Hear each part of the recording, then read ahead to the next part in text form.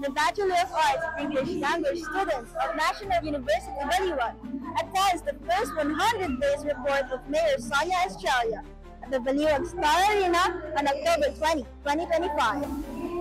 The mayor's speech is of interest of all Baliwageños as it demonstrates the local government unit's transparency and accountability in utilizing taxpayer funds.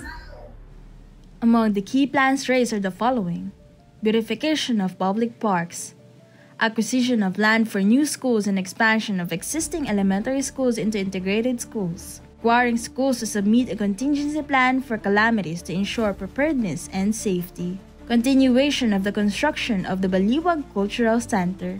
The AB English Language students of NU Baliwag also had the opportunity to interview the City Administrator, Honorable Enrique V. Tagle. Good afternoon, Good afternoon. sir. Thank you for accepting our interview. I just want to ask you, what are the highlights of the first 100 days that you've been the city administrator? Well, the first 100 days of Mayor Mami Sonia is mainly focused on, number one, of course, yung maiayos natin, no, yung mga naiwan na projects, no, ni Mayor Vice Ferdy. Significantly, ito yung public market, no, yung mabalik na yung operation so that we can also begin to restore all of the roads that were used, no, as a makeshift market. Dahil mahalaga, no, na makabalik na yung mga vendors natin inside. Ngayon, wala na talagang papayagan sa labas so that we can fully utilize yung mga kalsada. And we are challenged further by the results of the National Achievement Test. Sa halip na, after COVID, nahirapan ng mga bata. No? In the public schools, implement namin yung modular. So, hindi siya ganun effective. Hindi naturuan yung iba na magbasa. So, as of now, we have 500 struggling readers in the public school. So, in response, pinapadalahan namin sila ng tutor. One-on-one tutor para makahabol sila. And these are grade 3 students who have difficulty reading or struggling to read. So, nagpadala kami ng mga tutors. They are undergoing tutorial sa reading and also mathematics. Directed by Mayor to inspect all the classrooms, build school buildings of both public and private schools. So that's why we had a 2-day holiday para ma-inspect yung mga infrastructure. Because of the recent earthquakes, the recent earthquakes that's been happening. So not only them, but CDRMO and the Bureau of Fire are jointly inspecting also the preparedness, how ready the schools when it comes to responding to the different calamities or hazards. No? So aside from the beautification, nakabili kami ng mga properties ng lupa, no, para tayuan ng iba't ibang schools and barangay complex. So nakabili ng lupa na for Subic, and then itayo na yung Subic Integrated School. That's where for the students in Sabang and Subic to start where they can study for their high school, beginning grade 7. Ang Pinagbarilan also is now an integrated school. So for those living in Talantipay, Katulinan, Matang Tubig, Pinagbarilan, doon sila mag-aaral ng high school. So the strategy now is to put up as many high schools in the entire Baliwag para hindi na kailangan mamasahe ng mga bata. So the transportation will not become an issue for them to finish high school. Kasi nga, yun ang problema. Ano ang silbi ng college? Libreng kolehiyo kung hindi naman sila makakatapos ng high school. Baliwag is a crossroads of 7 roads. Hindi sila makakapunta sa isusunod nilang pupuntahan without passing through Baliwag. So that's our gift, no? That is our strength also as a city. Malaki yung catchment natin kasi maraming mga bayan. Ang borders natin sa Pampanga, 4. San Luis, San Simon, San Apalit, Tandaba. And then sa Bulacan, sa Pulilan, San Rafael, and Bustos. So lahat yon, kung convert sila sa Baliwag for transportation, for the medical needs, education, kaya yung National University, ang daming estudyante. Opo, around talaga, Pampanga. Yes.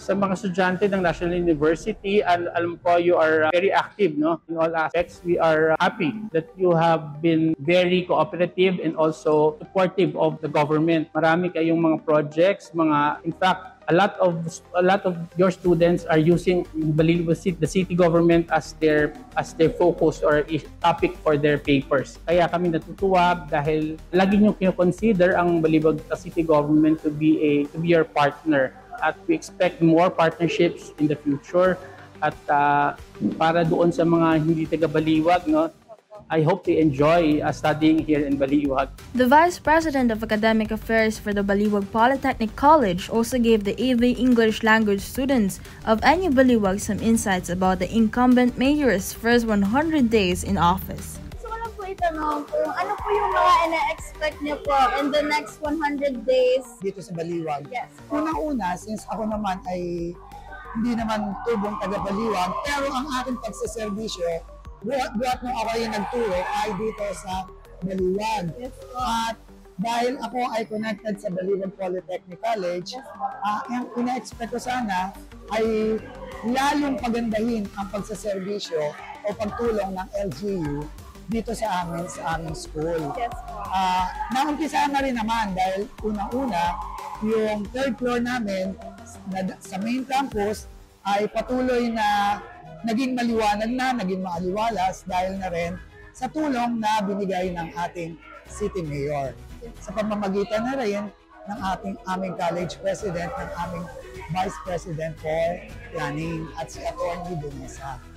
At inaasahan ko rin na maging maganda pa ang takbo ng mga program namin sa Baliwag Polytechnic College. At inaasahan ko rin na lalong madami pa rin ang magkaroon ng magandang oportunidad na makapagtrabaho ang mga graduate namin dito sa BTech. Ngayon po, ano po sa tingin niyo mga highlights in the first 100 days po dito sa Baliwag? Ang highlights ng 100, nasabi na rin naman siguro ni Mayor Sonia na nabuksan ang palengke malapit sa dito sa amin sa school, sa BTech. Nagiging maayos na yan ang parke. Inaasahan natin na magagamit na yan sa December para ang mga bata sa Baliwag ay mag-enjoy at hindi na mapunta sa mga kung ano-ano masamang bisyo. Instead na pumunta sa ibang lugar, dito na lamang sa parke magpunta at magkwentuhan. At inaasahan ko rin na lalo pang maging maayos ang Baliwag City. Opo. Para po talaga sa mga estudyante Para dito rin sa naman Baliwag. dito sa ating mga estudyante ng Baliwag. After the speech, the Baliwag City government distributed bikes, farm machinery, first aid kits, school supplies, and sewing machines to the city's identified beneficiaries. This has been Tal Hyacinth Bautista, an AV English language student here in NU Baliwag, reminding you to click with ABLE.